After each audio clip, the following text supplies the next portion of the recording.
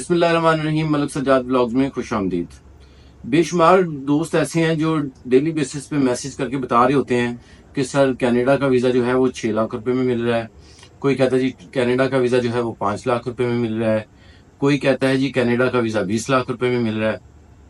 हमारे यहाँ लोग जो है वो जाहिर सी बात है सुनी सुनाई जो इन्फॉर्मेशन है उसके ऊपर बहुत ज़्यादा तवज्जो देते हैं।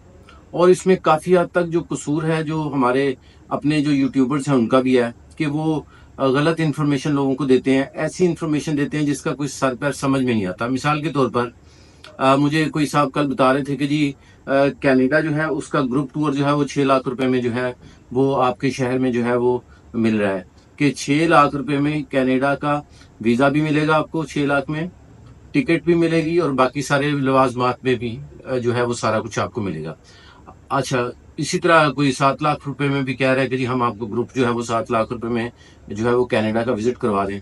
सच्ची बात तो ये है कि अगर कोई बंदा कनाडा का वीज़ा 30 लाख रुपए में भी दे दे तो वो तो बुरा नहीं है, क्योंकि कनाडा का अगर हम वर्क परमिट लेते हैं तो वो तो 40 लाख 45 लाख रुपए उसकी एक्चुअल कॉस्ट आती है जो कि वहां पे जाके है। तो ये ज्यादातर जो है वो इंफॉर्मेशन ऐसी है जो सुनी सुनाई है। इस इधर से सुन ली, उधर से सुन ली, इधर से सुन ली। कनाडा विजिट वीजा एक्चुअली है कितने का?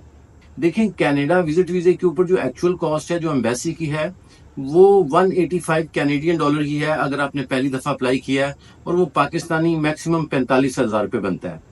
अच्छा, अगर कंसल्टेंट जो है वो कंसल्टेंसी लेता है तो वो कंसल्टेंसी कितनी की ले लेगा? एक जायज कंसल्टेंसी जो है वो 50-60 हजार रुपए से ज्यादा नहीं है। तो एक बंदे का जो कनाडा का वीजा अगर आपका अप्रूव होना है तो खर्चा जो है वो 1 लाख से ज्यादा किसी भी सूरत में नहीं है। अब हमने अगर एजेंटों की बातों में आना है, 20 लाख देना है, 30 लाख देना है, 50 लाख देना है, तो वो हमारी अपनी एक मर्जी है, लेकिन एक्चुअल जो है वो खर्चा इतना ही है। एक तो मैं ये बता दूं। दूसरी बात यह है कि कनाडा वीजा ऐसा वीजा नहीं है कि जो हर बंदा फेंकता जा रहा है और मिलते जा रहे हैं, जिस तरह की आप वीडियो में देख रहे हैं कि जी हर बंदा जो है वो कुछ कंसल्टेंट ऐसे हैं जिनके रोज कनाडा के वीजे लग रहे होते हैं। ऐसी कोई बात नहीं है। ये सिर्फ इसको आप ये कह सकते हैं कि एक मार्केटिंग स्टंट कह सकते हैं, क्योंकि जाहिर सी बात है हम भी कनाडा के वीजे अप्लाई कर रहे हैं और लोग भी अप्लाई कर रहे हैं। कनाडा विजिट वीजे की जो रेशियो है वो बहुत कम है। मैं ये हरगिज नहीं कहता कि कनाडा का वीजा नहीं लगता, अल्हम्दुलिल्लाह हमारे भी वीजे लगते हैं और हमारे बहुत सारे वीजे जो हैं वो रिजेक्ट भी होते हैं। ज्यादा वीजे रिजेक्ट हो रहे हैं, कनाडा की मैं बात कर रहा हूँ। लेकिन इसका मतलब हरगिज ये नहीं है कि आप कनाडा का विजिट वीजा अप्लाई ना करें, क्योंकि देखें हमने ऐसे लोगों को भी देखा है जिनकी बिल्कुल प्रोफाइल नॉर्मल सी होती है और उनको वीजा जो है वो मिल जाता है, और ऐसे लोग भी देखे हैं जिनकी बहुत हाई लेवल की प्रोफाइल होती है, वीजा नहीं मिलता। तो इस सिलसिले में ये अर्ज ये है कि ये जो इस तरह की चीजें हैं कि 6 लाख में वीजा है, 7 लाख में वीजा है, इसको छोड़ दें।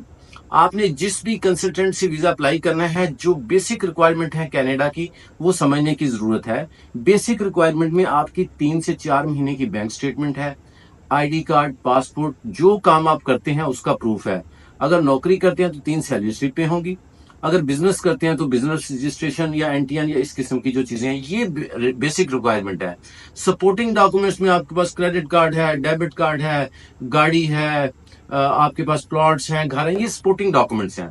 तो कनाडा विजिट वीजा अगर आपने अप्लाई करना हो तो इसका सबसे बेस्ट प्रोसीजर ये है, आप अपने डॉक्यूमेंट्स लें और जो कंसल्टेंट जिसको आप मुनासिब समझते हैं, मेरे पास आना है, ए के साथ आपको अंडरस्टैंडिंग है, बी के साथ है, एक्स के साथ है, वाई के साथ है, जिस किसी के साथ भी आपकी अंडरस्टैंडिंग लेवल है या जिसको आप मुनासिब समझते हैं उसके पास जाएं, उसकी अपना प्रोफाइल दिखाएं और अल्लाह का नाम लेके जो है वो अप्लाई करें।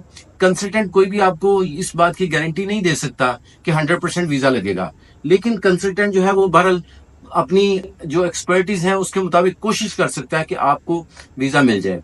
और बजाय इसके कि आप 5 लाख, 7 लाख, 10 लाख दे के फ्रॉड का शिकार हो जाएं और फिर उस बंदे के पीछे फिरें, इससे बेहतर यह है कि एक मुनासिब जायज सी कंसल्टेंसी दे के खुद अपने फिंगरप्रिंट्स दे के आप वीजा अप्लाई करें। और अगर अल्लाह ताला की तरफ से आपकी मदद होती है, आपको वीजा मिल जाता है, तो आप उस वीजे को अवेल करें और जाएं। आपके करीबो जुआर में बेशुमार लोग, फैमिली मेंबर, दोस्त, रिश्तेदार ऐसे यकीनन होंगे जिनके वीजे जो हैं वो इसी तरह लगे हैं और वो लोग इसी तरह जाके फैमिली में जो है वो सेट हुए हैं। अगर आपने कनाडा का विजिट वीजा अप्लाई करना हो तो मैं दोबारा बता दूं, कंसल्टेंसी फीस जो है वो हर कंसल्टेंट की अपनी होती है। ठीक है जी, ये मैक्सिमम 50 से 60 हजार रुपया जो है वो एक जायज फीस है किसी भी कंसल्टेंट की कनाडा के लिए सिंगल पर्सन की। और एम्बेसी फीस जो है वो 40 से 45,000 के दरमियान, यानी 1 लाख रुपए के करीब आपका खर्चा है। ये लीगल फीस है। इसके अलावा अगर कोई आपसे मांग रहा है, ज्यादा मांग रहा है, तो आपके साथ फ्रॉड कर रहा है। अगर आपने कनाडा का वीजा अप्लाई करना हो या दुनिया के किसी भी वीजे का मुतल्लिक जो है वो आपको इन्फॉर्मेशन चाहिए हो, या आप अपनी फाइल प्रोसेस करवाना चाहें या चेक करवाना चाहें, हमारा ऑफिस आपके लिए 11 से 6 बजे तक हाजिर है। आप आ सकते हैं।